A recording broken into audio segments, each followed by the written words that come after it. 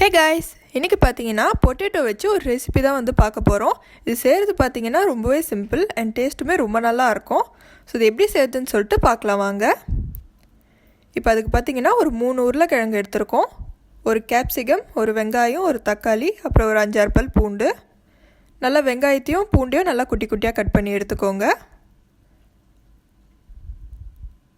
இப்போ ஒரு 3 ஸ்டேக் எடுத்திருக்கோம். நீங்கள் வேணால் அரைச்ச கறி எடுத்துக்கோங்க.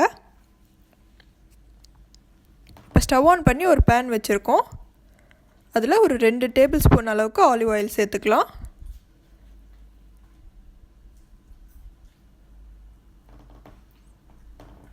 இப்போ இதில் நம்ம கட் பண்ணி வச்சுருந்த உருளைக்கிழங்கை சேர்த்துக்கலாம். இந்த மாதிரி உருளைக்கிழங்கை நீட்டாக கட் பண்ணி சேர்த்துக்கோங்க. இப்போ இது நல்லா ஃப்ரை ஆகணும்.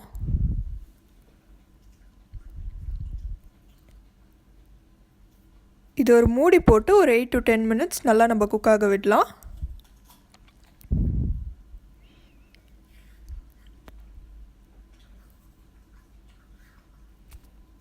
இப்போ இதில் நம்மளுக்கு தேவையான மசாலாலாம் சேர்த்துக்கலாம்.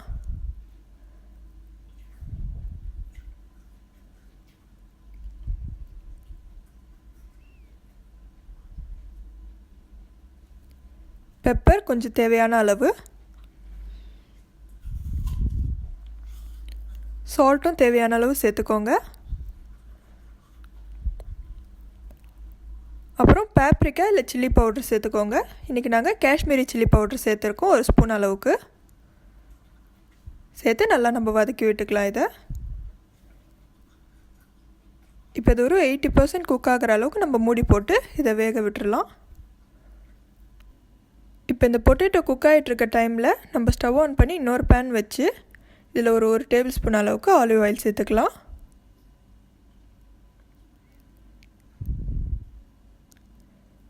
சேர்த்துட்டு இதில் நம்ம எடுத்து வச்சுருந்தோம்ல 3 ஸ்டேக் கேஷ்யூ அதை சேர்த்துடலாம்.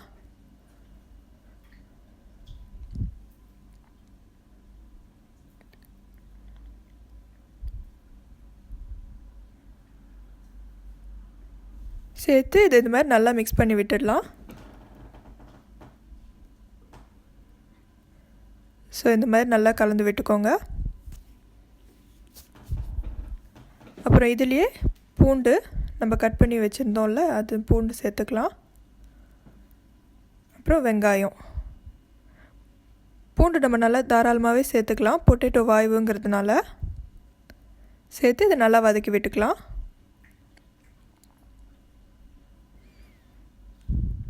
இப்போ இதுலேயும் தேவையான அளவு பெப்பர் அண்ட் சால்ட் சேர்த்துக்கலாம். சேர்த்து இதை நல்லா வதக்கி விட்டுக்கோங்க. இப்போ இது ஓரளவுக்கு நல்லா வதங்கினதும் நம்ம கட் பண்ணி வச்சுருந்த தக்காளி, அப்புறம் நம்ம கட் பண்ணி வச்சுருந்த கேப்சிகம், இது ரெண்டையும் சேர்த்து நல்லா கலந்து விட்டுக்கோங்க.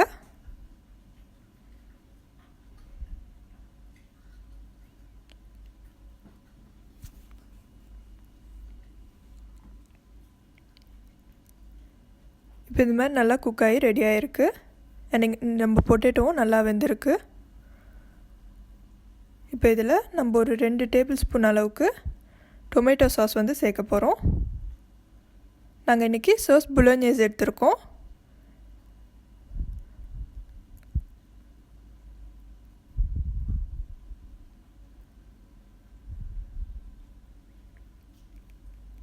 இப்போ நம்ம எல்லாத்தையும் அசெம்பிள் பண்ணிடலாம். ஃபஸ்ட்டு நம்ம ரெடி பண்ணி வச்சுருந்த பொட்டேட்டோ அதை ஃபஸ்ட்டு போட்டுக்கலாம்.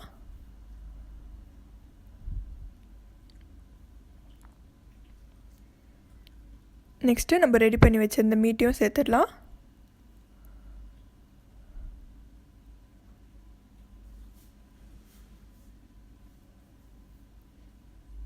சேர்த்து இது மாதிரி நல்லா இதை ஈவன் பண்ணிடலாம். இப்போ இது மேலே தேவையான அளவுக்கு நல்லா சீஸ் சேர்த்துக்கோங்க.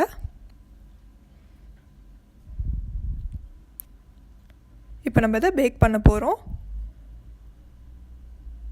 180 டிகிரி செல்சியஸில் ஒரு 20 நிமிஷம் நம்ம வச்சு எடுத்துக்கலாம்.